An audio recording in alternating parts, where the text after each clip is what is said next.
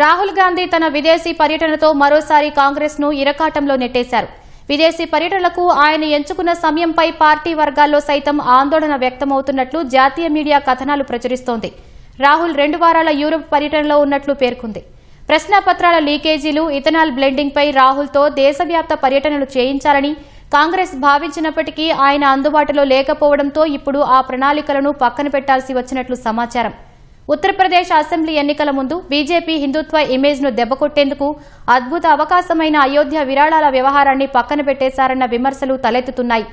Parliament వర్షాకాల సమావేశాలు, వయనాడ్ వరదల వంటి కీలక సమయాల్లో రాహుల్ రాక కోసం కాంగ్రెస్ శ్రేణులు ఎదురుచూడాల్సిన పరిస్థితి ఏర్పడింది.